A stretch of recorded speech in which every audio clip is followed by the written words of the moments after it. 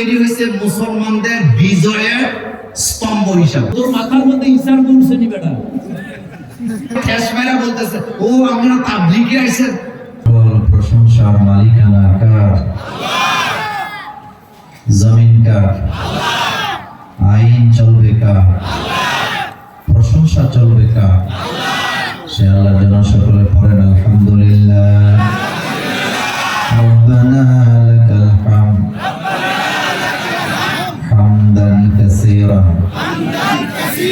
তাইয়িবান মুবারাকান ফীহি। আমরা আমাদের মনিবের দরবারে দোয়া করছি, আল্লাহ দয়া করে আপনি এই মাহফিলকে কবুল করেন। এই মাহফিলের আশেপাশে যত গোরস্থান আছে আল্লাহ সকল কবরের আযাব মাফ করে দেন। আজকের আয়োজনে যে যত দূর থেকে এসেছে সকলকে আল্লাহ কদমে কদমে নেক দান করেন, সহি সালামতে গন্তব্যে ফিরে যাওয়ার তৌফিক দান করেন। যাদের টাকায় পয়সায় বুদ্ধিতে শ্রমে আজকের এই আয়োজন, আল্লাহ তাদের জন্য তাদের মা বাবার জন্য জান্নাতের ঘর বানায় দেন। টাকুরচর নিবাসী মরহুম কারি রুস্তম আলী রাহিমাহুল্লাহ এর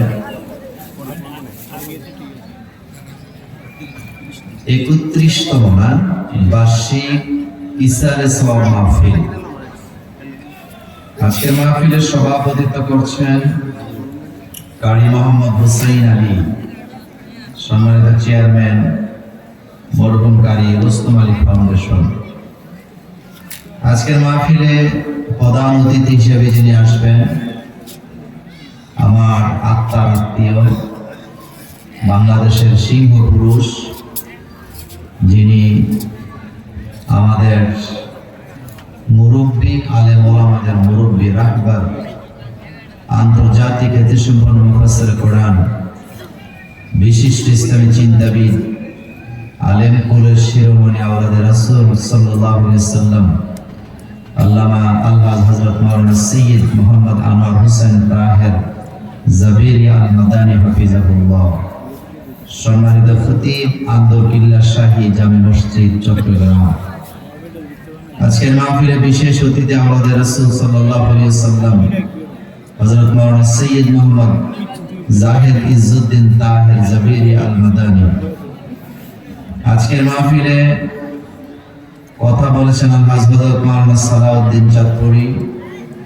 আমন্ত্রিত মেহমান জনাব হাওলাদার নূরে আলম জিকু ভাই, জনাব মোহাম্মদ নাসিরউদ্দিন ব্যাপারী, তাজুল ইসলাম হাওলাদার, কামাল হোসেন শাহাজি, অনেক মেহমান আলেম ওলামারা আছেন, জনাব মাওলানা আব্দুল আজিজ মজুমদার, মাওলানা ইউসুফ জামান, নাজমুস সাআদাত শাহীন, হযরত মাওলানা নাসরুল্লাহ, কারি ইসমাইল হোসেন, হযরত মাওলানা বেলাল বিন মুস্তাফা কামাল, হযরত মাওলানা হাফেজ আবু হানিফ মোহাম্মদ আব্দুল্লাহ, মাওলানা আব্দুল কাদের, মাওলানা মাহবুব হাওলাদার, আর অনেক ওলামায়ে কেরাম। আল্লাহ সকলকে আপনি কবুল করেন। পেছনের গেটে লোকজন ঢুকতে পারতেছে না, যারা আপনারা স্বেচ্ছাসেবক আছেন এই দায়িত্বটা আপনাদের, আপনারা তাদেরকে ঢুকতে দিবেন। লোকজন জায়গা হচ্ছে না, আপনারা কি একটু আগে বসতে রাজি আছেন? রাজি আছেন? আমি একটানে 50 মিনিট কথা বলবো, 1 মিনিটও বেশি বলবো না, 2-1 মিনিট কম হবে। এজন্য একটু আজ্ঞা, আমি 30 সেকেন্ড দিলাম, 30 সেকেন্ডে জিকির করতে করতে যতটুকু আজ্ঞানো যায় জিকির করেন। লা ইলাহা ইল্লাল্লাহ, সামনের দিকে।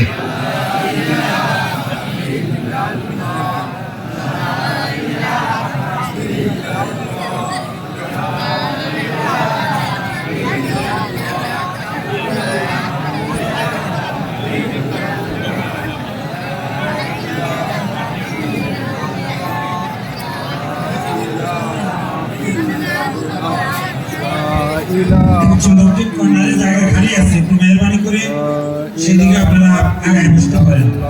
লা ইলাহা ইল্লাল্লাহ, লা ইলাহা ইল্লাল্লাহ, মুহাম্মাদুর রাসূলুল্লাহ সাল্লাল্লাহু আলাইহি ওয়াসাল্লাম। আমার কলিজার ভাইয়েরা, তো আমরা আমাদের আল্লাহর প্রতি খুশি আছি না নাই? সর্ব অবস্থায় খুশি থাকতে হয় কার উপরে? আচ্ছা। আজকে আমি আপনাদের সামনে 5টা বিষয়ের উপর আলোচনা করব। 5টা বিষয়, 10 মিনিট করে 50 মিনিটে ইনশাআল্লাহ সমাপ্তি করা হবে। দেখেন, আমরা যে কোরআন সামনে নিয়ে বসেছি, এই পৃথিবীতে জ্ঞানের ভান্ডার হলো কোরআন। কোরআনকে আপনি ভাগ করতে পারবেন না, কারণ সকল জ্ঞানের কথাই কোরআনে আছে। দুনিয়ার জ্ঞান, আখিরাতের জ্ঞান, এই কোরআনে ভূগোলের কথা আছে, আকাশের কথা আছে, পৃথিবীর সৃষ্টির আগের কথা আছে, সৃষ্টির পরের কথা আছে, মানুষ সৃষ্টির আগের কথা আছে, মানুষ সৃষ্টির পরের কথাও আছে, আবার পৃথিবী ধ্বংস হওয়ার পরের কথাও কোরআনুল কারীমে আছে না? এতগুলা সাবজেক্টের উপরে সমন্বয় করা একটা কিতাব পৃথিবীতে আপনি কি আর কখনো খুঁজে পাবেন? এটা কি আর আসবে? এই জন্য তালিম যদি করতে চান এটাকে করবেন। মসজিদে হোক, বাড়িতে হোক, ঘরে হোক, বিশ্ববিদ্যালয়ে হোক, কোরআনের তালিমের দরকার আছে না? আমার কলিজার ভাইয়ের, আমার 1 নম্বর আলোচনা হলো এই যে কোরআন আল্লাহ পাক নাযিল করলেন। কোরআনের প্রথম কর্মসূচিটাই হলো শিক্ষা ব্যবস্থার উপর নিয়ে। কারণ শিক্ষা বলেন, জ্ঞান বলেন, এটা আল্লাহ ছাড়া, রব ছাড়া আপনাকে কেউ দিতে পারবে না। মানুষের কাছ থেকে যদি আপনি জ্ঞান নেন, আপনি পথভ্রষ্ট হয়ে যাবেন। রবের কাছ থেকে যদি আপনি জ্ঞান নেন, তাহলে আপনি সঠিক পথে পরিচালিত হবেন। এই জন্য এই কোরআনের প্রথম আয়াত নামাজের ব্যাপারে নাযিল হয় নাই, প্রথম আয়াত হজের ব্যাপারে নাযিল হয় নাই, যাকাতের ব্যাপারে নাযিল হয় নাই, উমরার ব্যাপারে নাযিল হয় নাই, পর্দার ব্যাপারে নাযিল হয় নাই। এই কোরআনের সর্বপ্রথম আয়াত নাযিল হয়েছে রবের দেয়া শিক্ষা ব্যবস্থার উপরে। এটা আল্লাহর কথা না, আল্লাহর কথা। এই কোরআনের পর্দার আয়াত আছে, কিন্তু পর্দার আয়াত প্রথমে নাযিল হয় নাই। নামাজের কথা 82 বার বলা হয়েছে, নামাজের কথা আগে নাযিল হয় নাই। মা বাবার খেদমতের কথা, ইহসানের কথা বলা হয়েছে, কিন্তু সেটাও আগে নাযিল হয় নাই। মানবতার কথা বলা হয়েছে, সেটাও আগে নাযিল হয় নাই। শিক্ষা ব্যবস্থার উপরে সর্বপ্রথম আয়াত নাযিল হয়েছে। তার কারণ হলো, একটা জাতি যদি সঠিক রাস্তায় পরিচালিত হতে চায়, একটা ব্যক্তি যদি সঠিক রাস্তায় পরিচালিত হতে চায়, মানুষের দেয়া শিক্ষা দেয়া পারবে না, বরং রবের দেওয়া শিক্ষার দরকার আছে না? এই জন্য আমরা যখন জ্ঞান চাই, মানুষের কাছে চাই না, রবের কাছে চাই। রব্বি জিদনি ইলমা, বলেন রব্বি জিদনি ইলমা। আমরা জ্ঞান চাই কার কাছে? তাহলে বোঝা গেল, আল্লাহর দেয়া জ্ঞান ছাড়া কোনো মানুষ সঠিক পথ পরিচালিত হতে পারে না। হযরত ইব্রাহিম আলাইহিস সালাম, তিনি ছেলে, আর তার বাপ হলো আজর। বাপের কাছে রবের দেয়া শিক্ষা নাই, কিন্তু শিক্ষা আছে। কিন্তু ইব্রাহিম আলাইহিস সালামের কাছে রবের দেয়া শিক্ষা আছে বলে তিনি তার বাবাকে বুক ফুলায় বলতেছেন, ইয়া আবাতি ইন্নী ক্বাদ জাআনি মিনাল ইলমি মা লাম ইয়াতিকা। বাবা, আমার কাছে যে জ্ঞান আছে তোমার কাছে সেটা নাই। আমার কাছে যে জ্ঞান আছে এটা আমার রবের কাছ থেকে এসেছে। তোমার কাছে যে জ্ঞান আছে এটা মানুষের কাছ থেকে হাওয়াত নেয়া জ্ঞান। এটা দিয়ে সোজা রাস্তা পাওয়া যাবে না। আমাকে অনুসরণ করো, আমি তোমাকে সোজা রাস্তার সন্ধান দেব। এটার দ্বারা বোঝা যায়, জাতি যতক্ষণ পর্যন্ত রবের দেয়া শিক্ষা ব্যবস্থায় ফেরত যাবে না, এই জাতিকে সঠিক রাস্তায় উঠে দাঁড়ার সম্ভাবনা নাই। জ্ঞান কে দেয়? জ্ঞান কে দেয়? রব্বি জিদনি ইলমা। আল্লাহ বলেন, আমি তোমাদেরকে সামান্য জ্ঞান দিয়েছি। ওমা উতিতুম মিনাল ইলমি ইল্লা কলিলা। আমি তোমাদেরকে সামান্য জ্ঞান দিয়েছি। এই জন্য বিভিন্ন ভার্সিটির হলের মধ্যে আপনি যদি যান, তাহলে দেখবেন হলের ভিতরে সিগারেট খাওয়া আছে না? কিন্তু বাংলাদেশের একটা একজোখানা মাদ্রাসা দেখাতে পারবেন না যে মাদ্রাসার ছেলেরা হলের ভিতরে সিগারেট খায়। তার কারণ হলো, এই জায়গায় রবের দেয়া শিক্ষা ব্যবস্থা আছে না। আল্লাহ বলতেছেন, ইকরা বিসমি রাব্বিকাল্লাযী। আপনি পড়েন আপনার রবের নামে।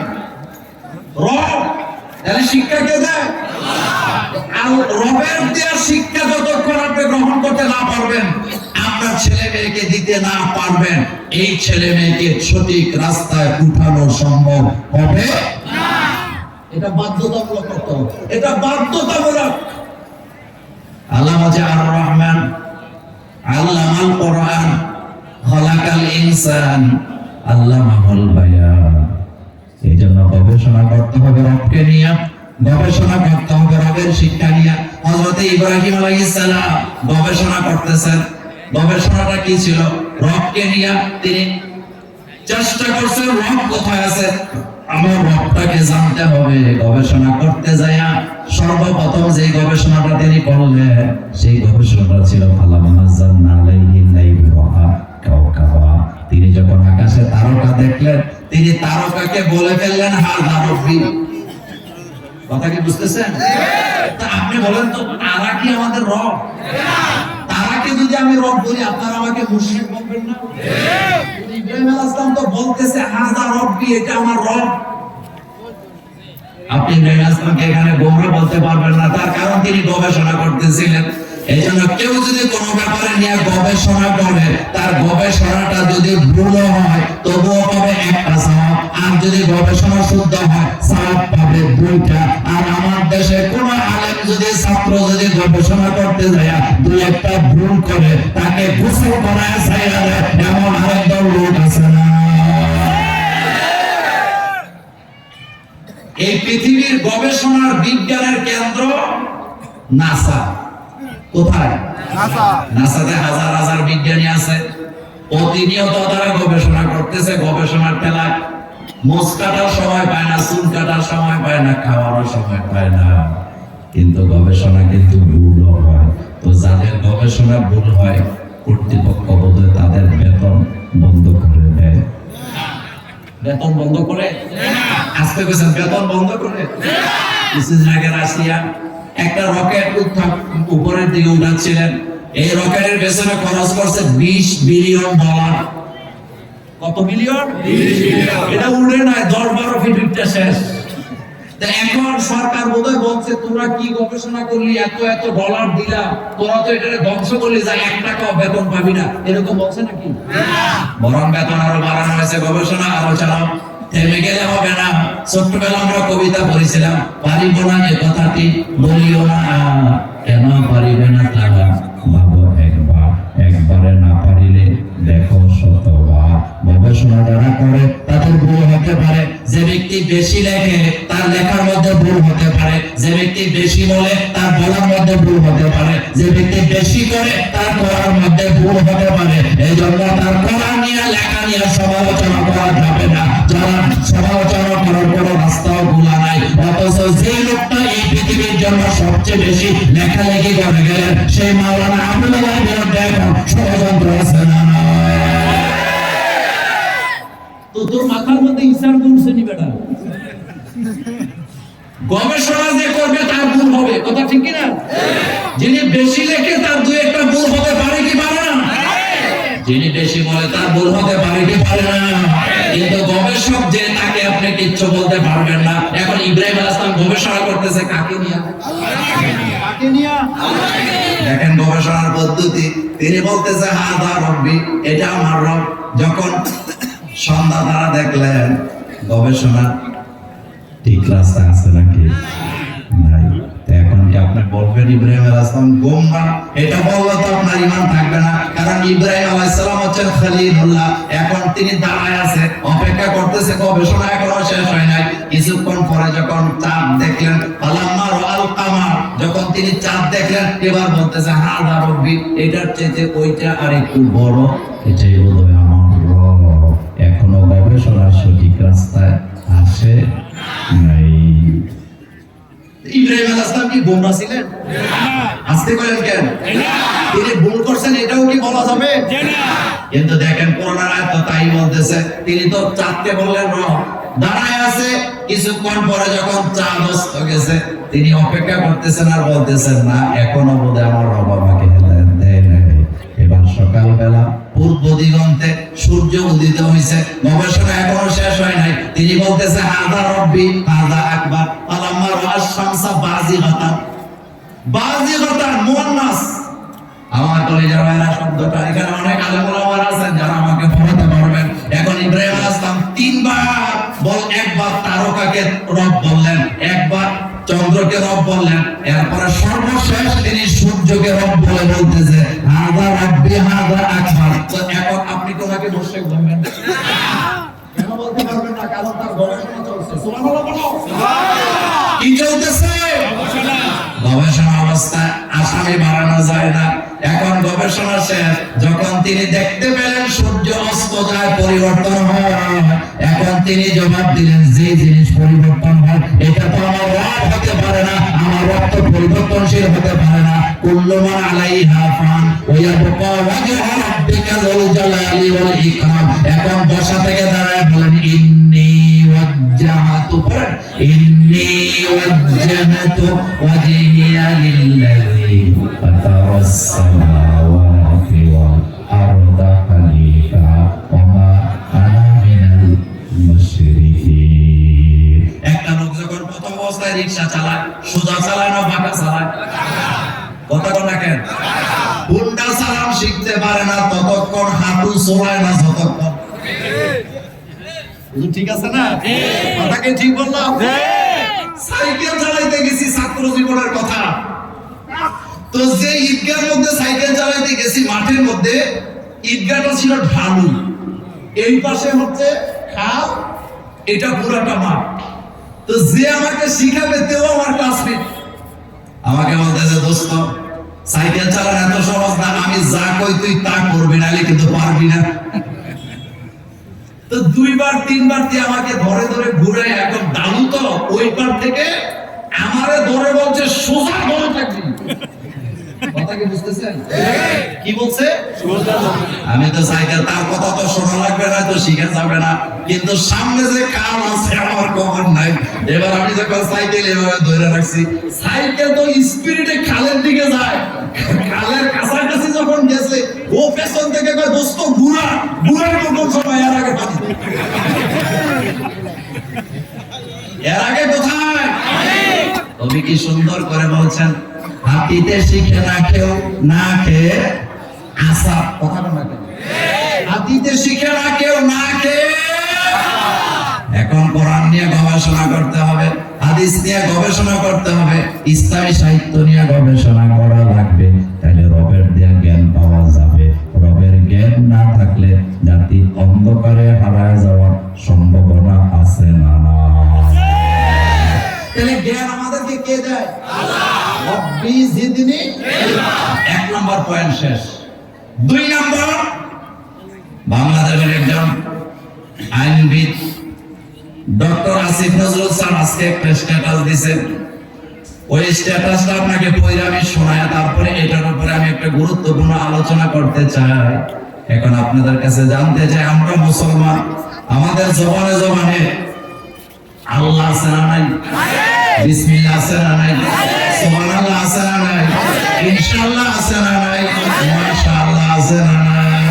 আপনি তো মুছে তেল দেন বসে বসেন। এখন এই পাঁচটা শব্দের ব্যাপারে ষড়যন্ত্র শুরু হয়ে গেছে।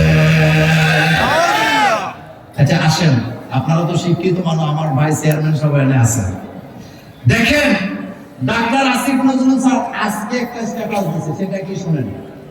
তিনি লিখছে, এদেশে এখন সুযোগ পেলে ইসলাম ধর্ম আর মুসলমানদেরকে খোঁচানো হয়।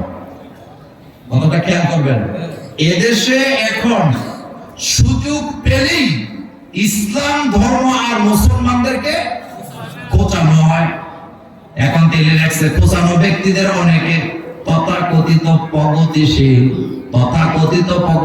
প্রগতিশীলের ভাবশীলের বাংলা অর্থ হলো আসলে সে প্রগতিশীল না, আসলে তারা হলো দুর্গতিশীল। এরপরে তিনি লিখছেন, পশ্চিমবঙ্গ আর হিন্দু সংস্কৃতিতে তাদের কোনো সমস্যা নাই, সমস্যা শুধু ইসলামের বিষয় নিয়ে।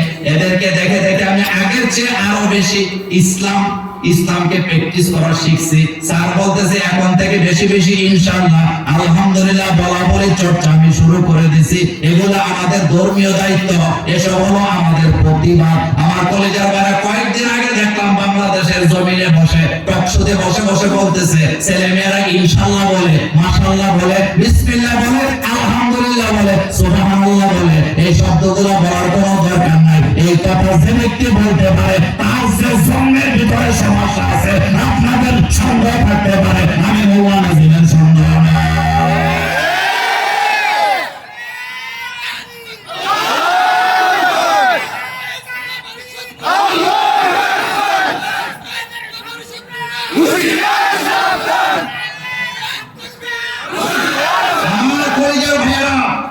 আমার কলিজার ভাইয়েরা, আমরা যারা মুসলমান, আমাদের জবানে প্রত্যেকটা মুহূর্তে মুহূর্তে 5টা শব্দ থাকবে। কয়টা? কয়টা? 1 নম্বরে থাকবে বিসমিল্লাহ। কি? বিসমিল্লাহ। আমরা যখন কোনো কাজ শুরু করি বিসমিল্লাহ আছে না নাই? 2 নম্বরে থাকবে সুবহানাল্লাহ।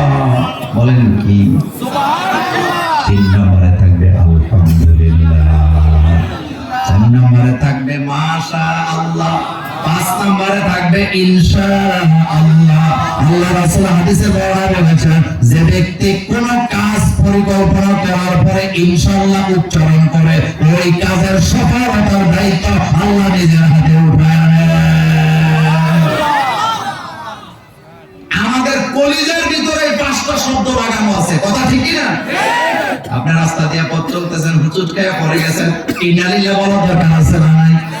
এখন খেয়াল করেন, আসিফ নজরুল স্যার চমৎকার কথা বলছে, তাদের প্রতিবাদ তো আমরা করতে গেলে আমাদের বিবাদ হবে, তবে প্রতিবাদের ভাষা হবে। এখন বাসে থাকি, টাকে থাকি, রাস্তায় থাকি, এয়ারপোর্টে থাকি, সব জায়গায় ইনশাআল্লাহ, মাশাআল্লাহ, আলহামদুলিল্লাহ, সুবহানাল্লাহ, বিসমিল্লাহ জোরে জোরে বলার দরকার আছে না? আজকের মাহফিলে যারা আছি, আজকের পর থেকে এই শব্দগুলা আর মনে মনে হবে না। ঘরে, বাইরে, বাজারে, দোকানে, এয়ারপোর্টে, হোটেলে, বাসে, গাড়িতে জোরে জোরে শব্দগুলা বলতে রাজি আছে মুসলমান? হাত উঁচু করে আমার আল্লাহকে দেখা দাও।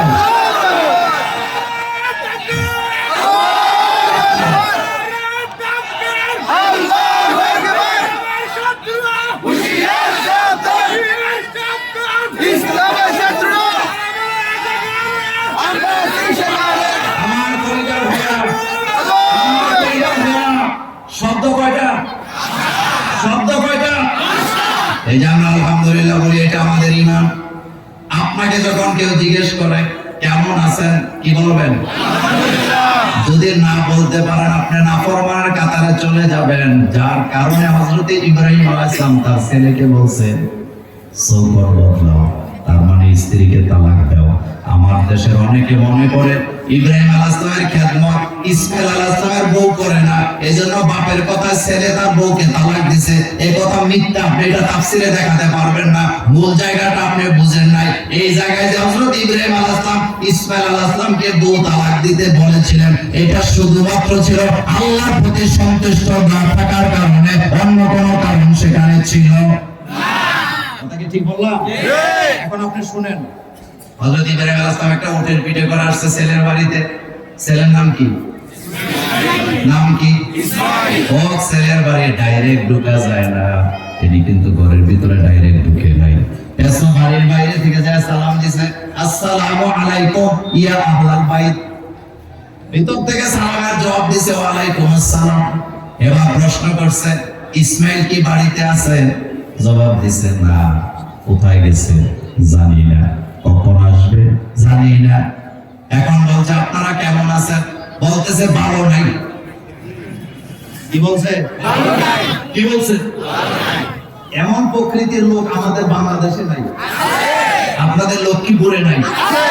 এতে কোটি কোটি টাকার মালিক, খাইতে খেতে পেট একটা কুমড়োর মতো বানাইছে, চায়না কুমড়া। এর বড় যদি জিজ্ঞাসা ভালো নাই, কয় না ভালো। কেমন আছো? কয় ভালো না। তো এত বড় ফ্যাট হয়েছে কেন? ভালো না। এরকম আছে না? এখন শুনেন আমার কলেজের ভাইয়েরা, ইব্রাহিম আলাইহিস সালাম বলছে তোমরা কেমন আছো? এতক্ষণ বলছে ইসমাইলের কথা, এখন বলতেছে জমা দিয়া তোমরা কেমন আছো? জবাব দিছে ভালো নাই। বলতে দেরি, এবার রিঅ্যাকশনটা দেখেন। হযরত ইব্রাহিম আলাইহিস সালাম নিজের উটটার রশিটা ধরে রাস্তার উল্টা দিকে উটটাকে কইরা রাগের স্বরে চেহারাটা গোসা করে বললেন, বাড়িতে আসলে বলে দিবা সৌকর যেন বদলা ভালো থাকা যাবে। কি বদলায়? কি বদলায়? এখন রাতের বেলা ইসমাইল আলাইহিস সালাম আসছে, আসার পরে বউ বলতেছে একটা মুরব্বী লোক আসছিল, কিন্তু লোকটা সব কথা বুঝলাম, সর্বশেষ কথাটা বুঝি নাই। বলতেছে কি বলছে? কয়েকটা সালাম দিছে, বুঝলাম, জবাব দিলাম। জিজ্ঞেস করছে ইসমাইল কোথায়? বলছি বাড়িতে নাই, বুঝলাম, জবাব দিলাম। এরপরে জিজ্ঞেসে কখন আসবে? বুঝলাম, উত্তর দিলাম, জানি না। এখন প্রশ্ন করছে আপনারা কেমন আছেন? আমি বলছি ভালো না। বলতে দেরি তিনি বললেন সুখটা বদলাইতে বললো তাইলে ভালো থাকা যাবে। এটা বলার অর্থ তো বুঝি নাই, সারাদিন চিন্তা করলাম এটা কি বলবো কি বললো। বলতে দেরি হযরত ইসমাইল আলাইহিস সালাম বসা থেকে দাঁড়ায় বলতেছে, ও আমার স্ত্রী, কত বড় মারাত্মক ভুল করলা, তুমি তো তোমার রবের প্রতি সন্তুষ্ট থাকতে পারো নাই। আমার আব্বার কাছে এটা ভালো লাগে না, আমার আব্বা সুখটা বদলাইতে বলে গেছে, তার মানে বাবা আমাকে বলে গেছে না শুকর বান্দির সাথে সংসার করা মানায় না, বিদায় করে দাও, ভালো থাকা যাবে। এখানে মূল বিষয় ছিল আল্লাহর প্রতি সন্তুষ্ট। এই যে আমাদের চেয়ারম্যান সাহেবের চেহারাটা সুন্দর না সুন্দর? সুন্দর। কথা বলেন সুন্দর। আমার চেয়েও সুন্দর, প্রিন্সিপাল হুজুরের চেয়েও সুন্দর, কমলার মতো। হ্যাঁ মানুষ। এখন আপনি ওনাকে জিজ্ঞেস করবেন চেয়ারম্যান সাহেব কেমন আছেন? উনি কি বলবে? কি বলতে হবে? নাকি বলবে আসি কোন রকম? তো কোন রকম থাকলে তুই বিষ খেয়ে মরবি। ভালো রাখে কে? আল্লাহ। আরে ভাই তোমার তো জ্বর, তোমার কি তোমার জ্বর, তোমাকে জিজ্ঞেস করছে কেমন আছো, তুমি বলা উচিত আলহামদুলিল্লাহ, কারণ তোমার তো জ্বর। পাশের বাড়িতে খবর নিয়ে দেখো ক্যান্সারে আক্রান্ত আছে, তোমার চাকরি নাই, হাত পা আছে, জিজ্ঞেস করছে কেমন আছো, বলবো আলহামদুলিল্লাহ। চিন্তা করবা, কারণ আমার তো হাত পা আছে। এমন ব্যক্তি আছে যার হাত পাও নাই, জিহ্বাও নাই। এমন ব্যক্তি আছে এই দুনিয়াতে বেঁচে আছে যার দুইটা হাত নাই, দুইটা পা নাই। এদের দিকে তাকায়া আলহামদুলিল্লাহ বলার দরকার আছে। মাঝে মধ্যে রেল স্টেশনে যাবেন, মাঝে মধ্যে আমার গাড়িটা যখন বিভিন্ন রাস্তা দিয়ে যায়, আমি গাড়িতে থাকি ম্যাক্সিমাম সময় 3 জন, আমি, আমার সহকারী, আমার ড্রাইভার। যখন আমি রাস্তায় ল্যাংটা পাগল দেখি, আল্লাহর কসম করে বলি আমার তখন চোখ থেকে পানি পড়ে। আমি তখন ড্রাইভার আমার সহকারীর বলি একটু চিন্তা করে দেখো, এই যে লোকটা রাস্তায় ল্যাংটা হয়ে হাঁটতেছে, আল্লাহর বান্দা সে, আমিও আল্লাহর গোলাম। আল্লাহ রাব্বুল আলামিন আমাকে গাড়ির ভিতরে বসায় রাখছে, আমি যাচ্ছি ইসলামের কথা বলার জন্য। আল্লাহ যদি চাইতেন আমাকে সেই জায়গায় দাঁড়া করাইয়া ওই লোকটাকে আমার গাড়ির ভিতরে রাখার ক্ষমতা আমার আল্লাহর ছিল কি ছিল না? এই দয়া কার? এজন্য প্রশংসা করতে হবে কার? যখন কেউ জিজ্ঞেস করবে কেমন আছেন, আস্তে না জোরে জোরে বলবেন আলহামদুলিল্লাহ। এজন্য নামাজের ভিতরে আমরা পড়ি আলহামদুলিল্লাহি রাব্বিল আলামিন। এটা হলো 1 নাম্বার শব্দ। 2 নাম্বার শব্দ হলো বিসমিল্লাহ। কি বিসমিল্লাহ? আজকের পরের থেকে পাতাল ট্রেনে উঠো, আর ওই যে কি বলে লাইনের ট্রেনে উঠো, বাসে ওঠো, গাড়িতে ওঠো, জোরে জোরে বলবা বিসমিল্লাহ। জাদুঘরে ঢুকবা বিসমিল্লাহ, শিল্পকলায় ঢুকবা বিসমিল্লাহ, ইউনিভার্সিটিতে ঢুকবা বিসমিল্লাহ। আস্তে বলা যাবে না, বিসমিল্লাহ বাংলা ভাষায় দিতে হবে। কিসের বন্যা? বিসমিল্লাহ। আমি ভুটান সফরে যখন আমরা গেলাম, ভুটানে কিন্তু মসজিদ নেই, মসজিদ বানানো নিষেধ, মুসলমানরা লুকায় লুকায় নামাজ পড়ে। তো ভুটানে যে হোটেলে আমরা থাকতে গেছি, হোটেলের লোকেরা আমাদেরকে বলতেছে যে এই রুমটা আপনাদের জন্য আমরা আজকে 3 দিন পর্যন্ত ভাড়া দিই না, এটাকে আমরা ধুয়ে মুছে পরিষ্কার করে রাখছি। জিজ্ঞেস করলাম কেন রাখছেন? তারা বলতেছে আমরা আগে থেকে শুনছি আপনারা বাংলাদেশের ধর্মীয় শিক্ষক, রিলিজিয়ন টিচার, আপনারা আসবেন, আমাদেরকে বলে দেওয়া হয়েছে আপনারা এখানে নামাজ পড়বেন, মুসলমানেরা 5 ওয়াক্ত নামাজ পড়ে, এটা আমরা জানি। এই জন্য এই রুমগুলা পরিষ্কার করে রাখছি, নতুন কাপড় বিছিয়ে রাখছি, আপনাদের জন্য মুইসা রাখছি, 3 দিন পর্যন্ত ভাড়া দেই নাই, যাতে আপনারা এসে কোনো কষ্ট করা না লাগে, নামাজটা যাতে পড়তে পারেন। আমি কলিজা ভরা কষ্ট নিয়ে আপনাদের কাছে বলি, অমুসলিমরা আমাদের হোটেল পরিষ্কার রাখছে নামাজ পড়ার জন্য, আর আমরা মুসলমানের ঘরে যখন দাওয়াত খাইয়া নামাজ পড়তে যাই, ওই হুজুর বিছানা ভালো না, এখানে নামাজ পড়া যাবে না, এমন মুসলমান বাংলাদেশে আছে না? তুই মুদ্দা দিছ, মুসলমান তখন অপরিষ্কার থাকতে পারে না। আপনি যখন গোসলখানায় গোসল করবেন, তখন গোসল করার শুরুতে বিসমিল্লাহ আছে না নাই? বুরুজ করবেন, বিসমিল্লাহ আছে না নাই? কাপড় পরিধান করবেন, বিসমিল্লাহ আছে না নাই? আজকের থেকে আস্তে না জোরে, আজকের থেকে আস্তে না জোরে। 3 নাম্বার, আমরা যখন কোনো আশ্চর্যজনক শব্দ শুনবো, তখন আমরা কি বলবো? সুবহানাল্লাহ। কি বলবো? সুবহানাল্লাহ। কি বলবো? সুবহানাল্লাহ। সুবহানাল্লাহ ওজন বেশি না পৃথিবীর ওজন বেশি? সুবহানাল্লাহ। ইয়াসা আস্তে না জোরে? জোরে। এটা প্রতিবাদ শিখাচ্ছি আমি, প্রতিবাদ। মনে মনে আর চলবে না, এখন থেকে সব জোরে জোরে, এখন থেকে সব জোরে জোরে জোরে চলবে। সৌদি আরবে ওই যে পর্তুগালের এক খেলোয়াড় সৌদি আরবে ফুটবল খেলতে গেছে ক্লাবে, কোথায় গেছে? হেতে সৌদি আরব গিয়া একটা জিনিস শিখছে, সেটা হলো সালাম। যারে দেখে তারে আসসালামু আলাইকুম, আসসালামু আলাইকুম, অর্থ বুঝে না। সাংবাদিকেরা জিজ্ঞেস করছে, আপনি তো খ্রিস্টানের ধর্মের লোক, আপনি কেন জোরে জোরে মানুষকে সালাম দেন?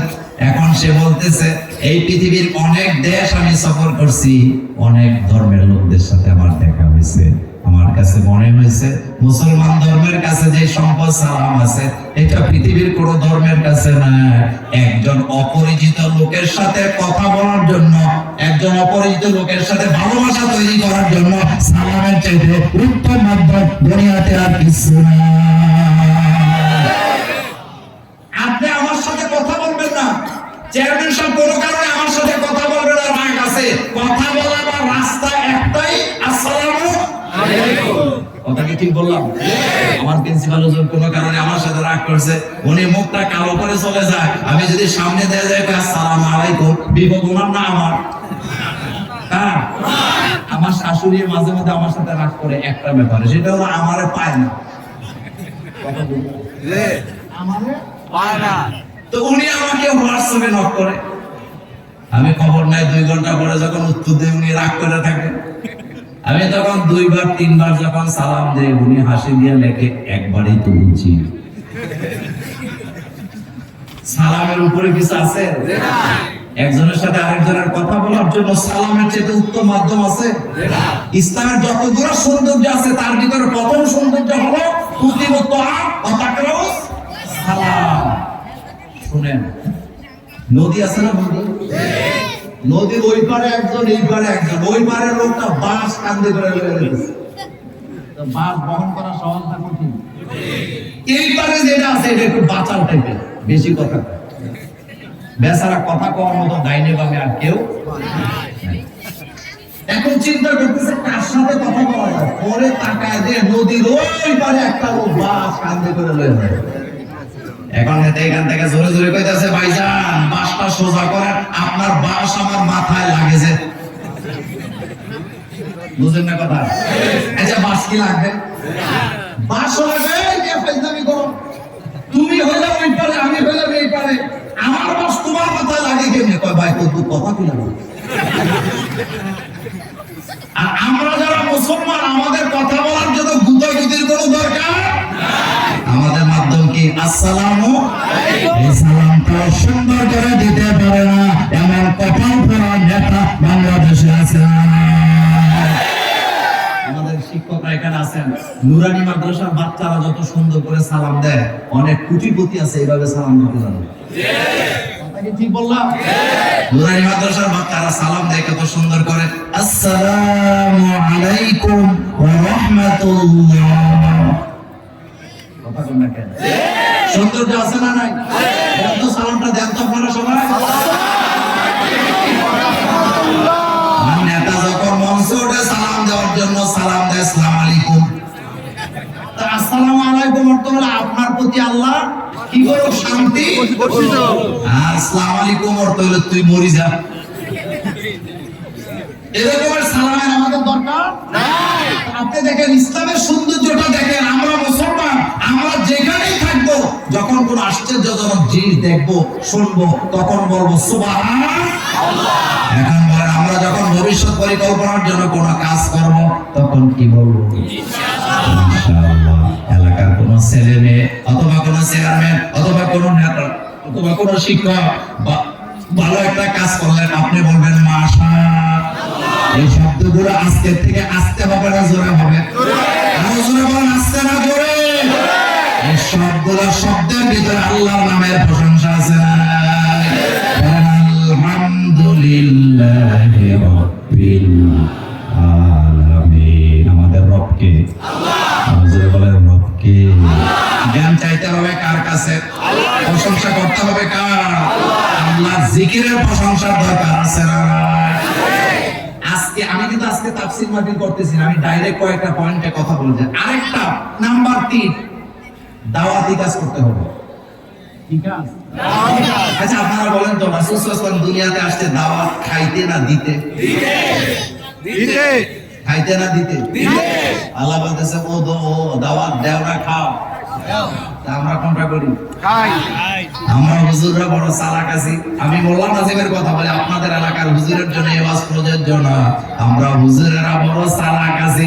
আরেকজনের মা মরছে, বাপ মরছে, 3 দিনেও খায়, 5 দিনেও খায়, 40 দিনে খায়, বছরে একবার খায়। নিজের বাপ মা মারা গেছে 30 বছর হয়েছে, আজ পর্যন্ত কারো হাত পাও ভিজায় নাই, এমন মহল্লার মোল্লা আছে না? কথা কি বলবো?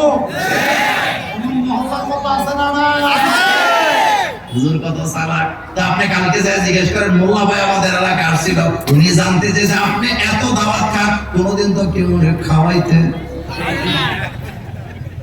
তখন দেখবেন চেহারা কেমনে কালো হয়, তখন দেখবেন চেহারা কিভাবে কালো। অথচ আল্লাহ আমাদেরকে বলছেন উদউ ইলা সাবিলি রাব্বিকা বিল হিকমাতি ওয়াল মাউইজাতিল হাসানা ওয়াজাদিলহুম বিল্লাতি হিয়া আহসান। দাওয়াত দাও, দাওয়াত দাও, দাওয়াত খাও না দাও? আরো জোরে দাওয়াত খাও না দাও? কার দিকে? আল্লাহর দিকে, হিকমা সহকারে। এখানে অনেক মুফাসসির আছেন যারা তাফসীর পড়ান। হিকমা শব্দের অর্থ হলো কোরআন হাদিসের দলিল। আপনি যখন কথা বলবেন আপনার কথার ভিতরে কোরআন হাদিসের দলিল থাকার দরকার আছে না? 3 ঘন্টা ওয়াজ চলে, কোরআনের আয়াত তো নাই, আবার তার গাওয়া জিকির দিয়ে ডিজে গান বানায়, এমন বদনামি আছে না? হিকমা সহকারে দাওয়াত দিতে বলা হয়েছে। যার যার যোগ্যতা অনুযায়ী। আপনাদেরকে একটা মজার জিনিস দেখায়, এই পৃথিবীতে একজন দায়ীর নাম হলো এবিট লিউ। কি নাম? এবিট লিউর দাওয়াত আর আমি মোল্লা নাজিমের দাওয়াত একরকম? আকাশ পাতাল পার্থক্য আছে।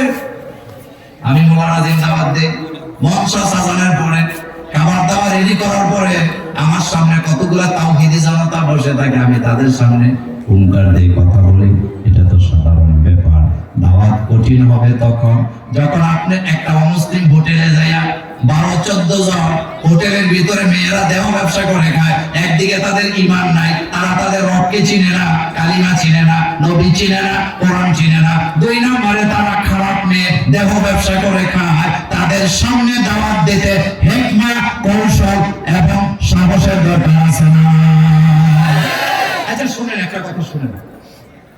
দেখেন হোটেলের মধ্যে 5টা মেয়ে দেহ ব্যবসা করে অথবা 10টা মেয়ে, তাদের জান্নাতে যাওয়ার অধিকার আছে না নাই? কিন্তু আমি তো কোনোদিন তাদেরকে দাওয়াত দিতে পারি নাই, আমার তো সাহসেও গুলাই নাই। তবে বাংলাদেশের কথা ভিন্ন। আমার বাংলাদেশে যদি আপনি কসকটারে যান দাওয়াত দেওয়ার জন্য, উল্টা বিপদ হওয়ার সম্ভাবনা আছে না? আমি মোল্লা নাজিম রাত 12টার সময় যদি এরকম একটা হোটেলে যাই এই উদ্দেশ্যে যে এখানে যে খারাপ মেয়েরা আছে তাদেরকে ক্রিস্তানের দাওয়াত দিয়ে আসি, পরের দিন সিসি ক্যামেরার ফুটেজ দিয়া আমাকে ভাইরাল করার সম্ভাবনা কথা কোন নাকি? চেয়ারম্যান সাহেব যখন ইউটিউবে ঢুকিয়া দেখবে মোল্লা বাইরে দেখা যায়, তোর ভালাই তো মনে করছিলাম। কথা ঠিক না? কিন্তু দেখেন বিটলিও তার দাওয়াতি কৌশলটা দেখেন। আপনার পাশে 5টা মেয়ে খারাপ আছে, আপনি তাকে কোনোদিন ইসলামের দাওয়াত দিলেন না, কোরআনের দাওয়াত দেন না। এই মহিলাগুলা কিয়ামতের ময়দানে যদি যায় বলে, আল্লাহ তোমার কোন আলেম তো আমার এলাকায় ছিল, কিন্তু তিনি তো আমাকে কোনোদিন ইসলামের দাওয়াত দেয় না, সেজন্য আমি জাহান্নামে আসছি, এই জন্য আসামি হওয়ার সম্ভাবনা আছে না।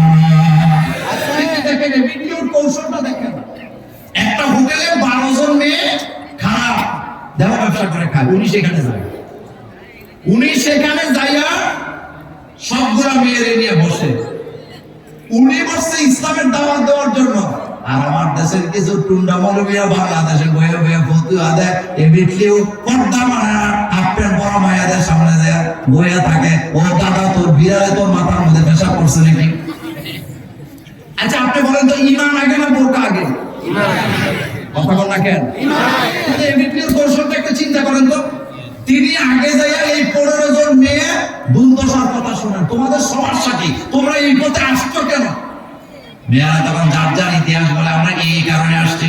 এখন এবিটলিও বলে তোমাদের জন্য ইসলামের দরওয়াজা খোলা, ইসলাম যদি তোমাদেরকে এই রাস্তা থেকে নিয়ে এস্টাবলিশ করতে পারে, প্রতিষ্ঠিত করে দেয়, তোমাদের নিরাপত্তার ব্যবস্থা করে দেয়, তাহলে কি তোমরা কালিমা পড়তে রাজি আছো?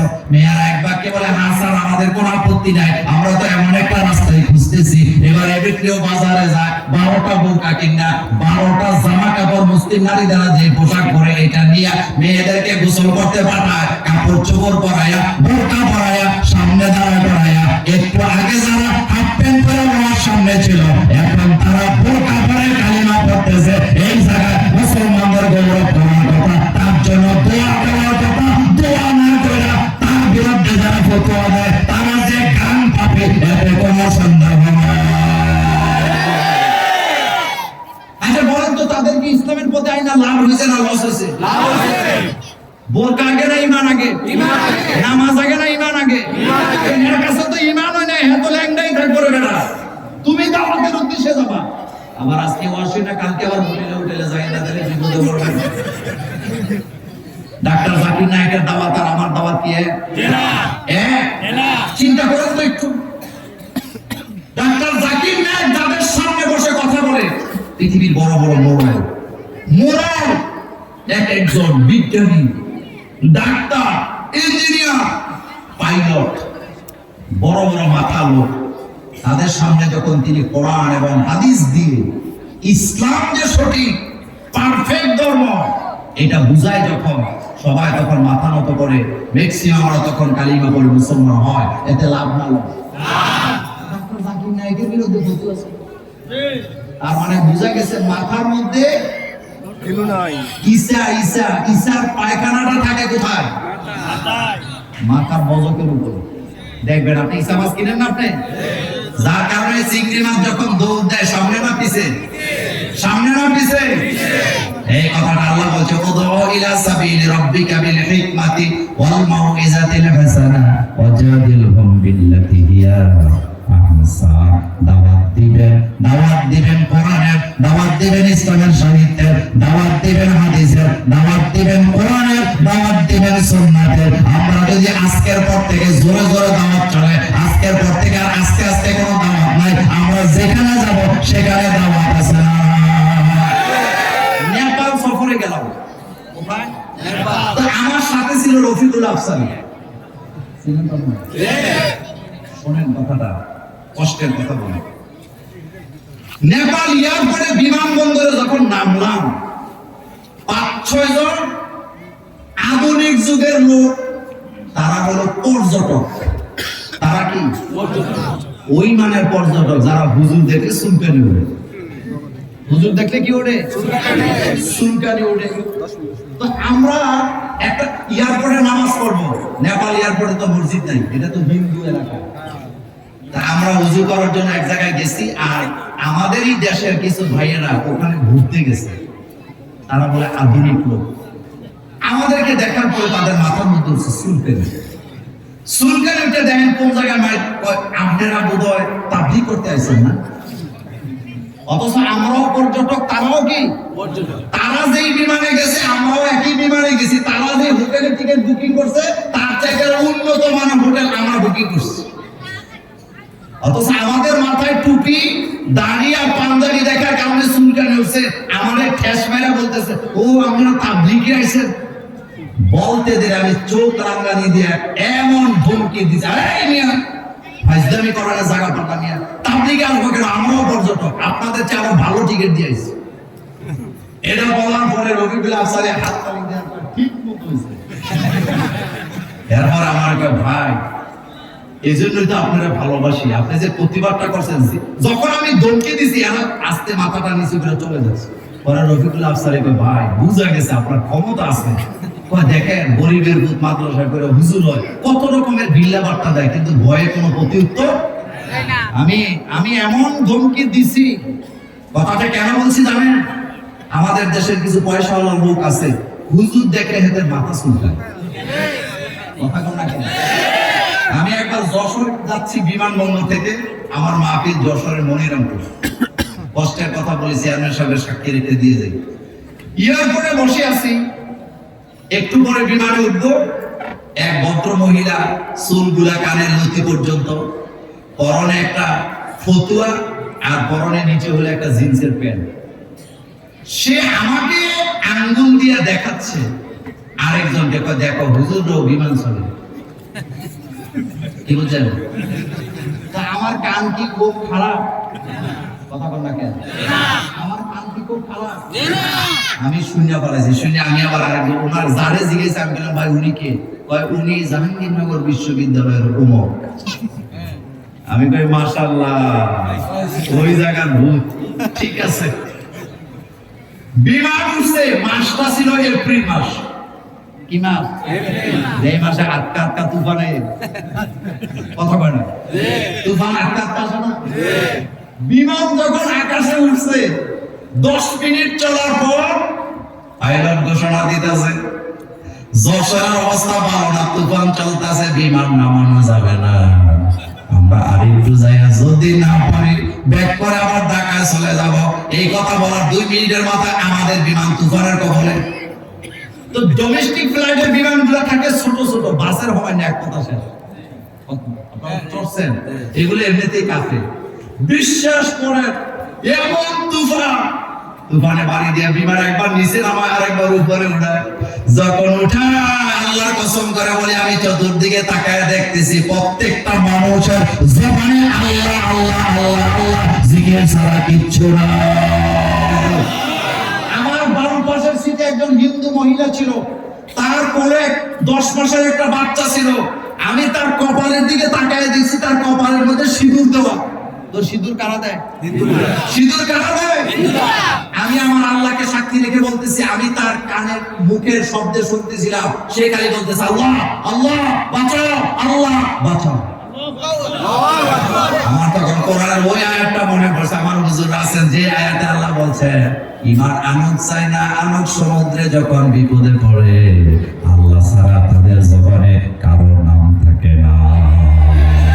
কিন্তু আমি তো মোল্লাগিরি করে খাই, আমার নজর হলো ওই ম্যাডাম। কথা বল না, কোন ম্যাডাম? আমি দাঁড়াইছি, আমার পেছন থেকে ওই দিকটা হুজুর দাঁড়ায় না, বিপদ। আমি কই না একটু দেখি, আমি খুঁজতেছি আমার ম্যাডাম কোন জায়গায় আছে, খুঁজতে খুঁজতে দিয়ে আমার সামনে ছিলেন। ম্যাডাম কোথায়? সামনে ছিলেন। আমি এখন ম্যাডামের কাছাকাছি কান নিলাম, নিয়ে দেখি ম্যাডামের চোখ বন্ধ করে হাতটা নাকটা মুখটা ডাইকা করতেছে লা ইলাহা ইল্লা আনতা সুবহানাকা ইন্নী কুনতু মিনাজ জালিমিন। যাতে মাতা যাতে মাতা প্রত্যেকটা মানুষ ঈমান আনন্দ চায় না, এমন বিপদে পড়লে কান্না।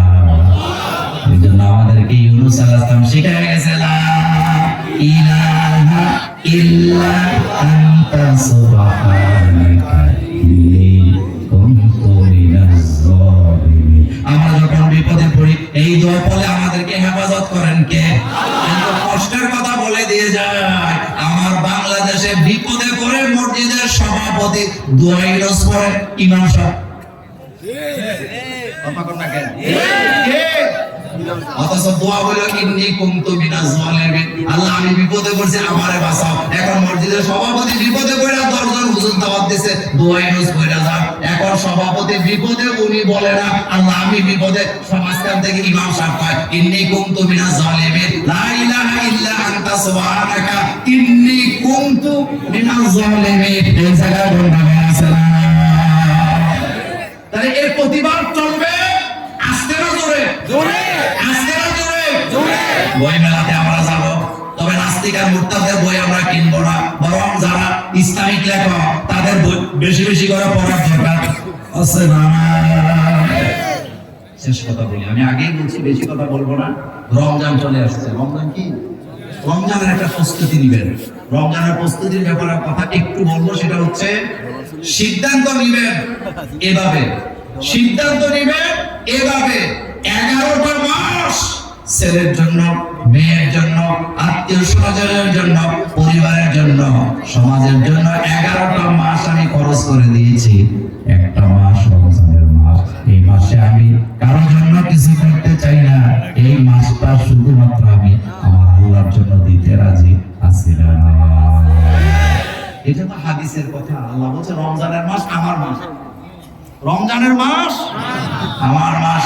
রমজানে যারা রোজা রাখলো তারা আমার জন্য রোজা রাখলো, আর যারা আমার জন্য রোজা রাখবে আল্লাহ নবী কি সুন্দর করে বলেছেন আল্লাহ নিজের হাতে তাদেরকে কিয়ামতে প্রতিদান দিবেন। এই জন্য রমজানের প্রস্তুতি তার হিসাবে পরামর্শ একটাই, 11 মাস দিয়েছে পরিবারকে, একটা মাস আমি আল্লাহর জন্য দিতে রাজি আছি না। আল্লাহ বলছে কি সুন্দর করে বলছেন কুতিবা আলাইকুমুস সিয়াম কামা কুতিবা আলাল্লাযিনা মিন ক্বাবলিকুম লাআল্লাকুম তাত্তাকুন। এই আয়াতের অর্থ আপনারা জানেন। তারপরের আয়াতের দিকে নজর দেন, আল্লাহ বলছে আইয়ামাম মা'দুদাত। কি অসাধারণ কথা আমার আল্লাহ বলেন। আল্লাহ যে আয়াতে বললেন রমজান তোমাদের উপরে ফরজ করেছি, তারপরের আয়াতে বলতেছে আইয়ামাম মা'দুদাত। বান্দারে এটা তো অল্প কয়েকদিন। রমজান কি বেশি দিন না অল্প দিন?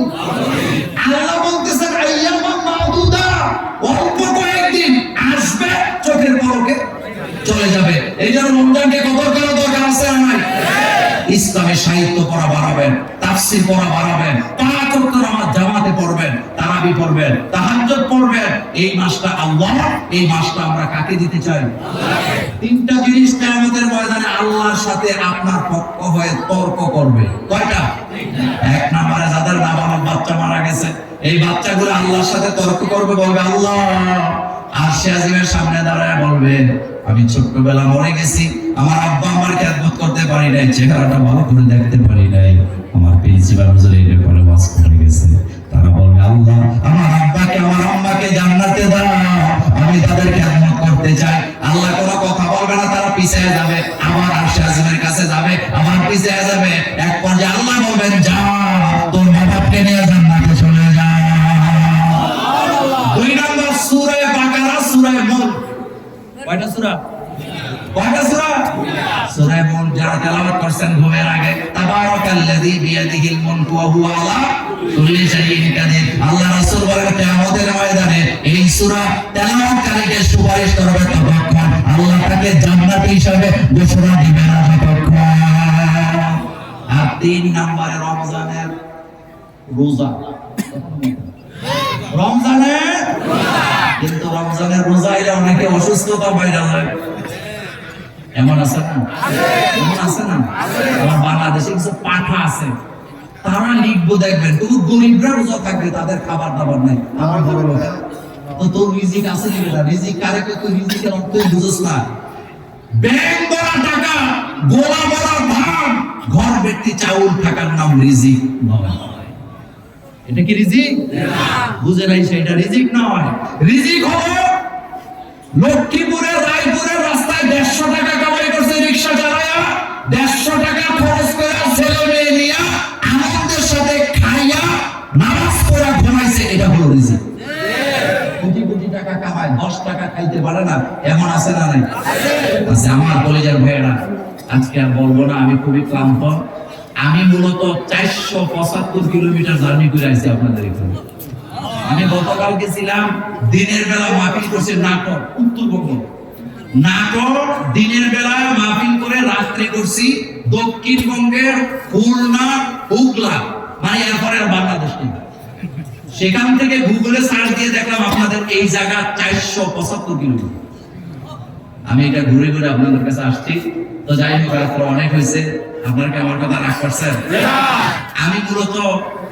আমি মূলত আপনাদের এই এলাকায় কয়েকটা কারণে আসি। তার ভিতরে একটা হলো আপনাদের প্রিন্সিপাল, ছিলেন তো কথা বলেন, এটা আমার এলাকার লোক, আমাদের মুরব্বী। আরেকটা কারণ আওলাদের আছে, আওলাদের রাসূলের কাছে গেলে লোকেরা দাওয়াত দিবে কারে, উনি আমার নাম প্রথমে বলে দেন।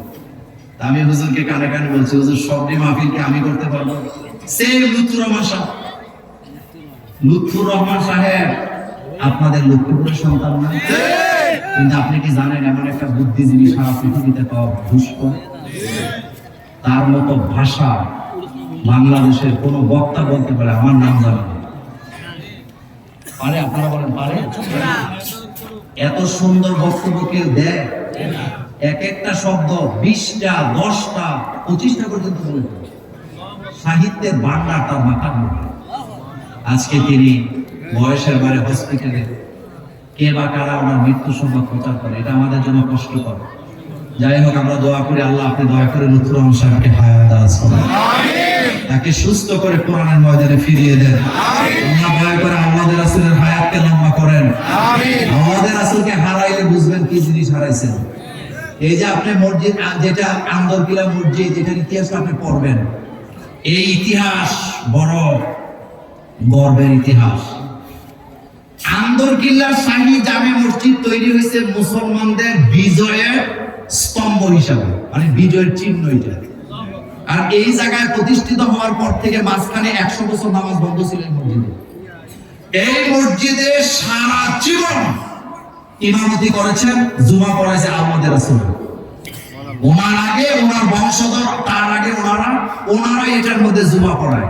কিন্তু আমি আফসোস করি, বাংলাদেশে বর্তমানে আনোয়ার হোসেন তাহের জাবির আল মাদানী একজনই আছেন। উনি চলে গেলে এই শূন্যস্থান কখনো পূরণ করা সম্ভব না। কত বড় অভিভাবক আপনাদের, কত বড় অভিভাবক। আমরা দোয়া করি আল্লাহ তাদের পরিবারের প্রতি রহম করেন। আজকের এই মাহফিল যাকে কেন্দ্র করে মরহুম পারি রুস্তম আলী রাহিমাহুল্লাহ, আল্লাহ তার কবরটাকে জান্নাতের উঁচু মাকাম বানায় দেন। আমারও দেখা হবে অন্য কোনো দিন, অন্য কোনো মাঠে, অন্য কোনো বিষয় নিয়ে। সে পর্যন্ত আল্লাহ আপনাদের সকলকে ভালো রাখুন। আসসালামু আলাইকুম ওয়া রাহমাতুল্লাহি ওয়া বারাকাতুহু। সুবহানাকা আল্লাহুম্মা ওয়া বিহামদিকা আশহাদু আল্লা ইলাহা ইল্লা আনতা আস্তাগফিরুকা ওয়া আতুবু ইলাইক।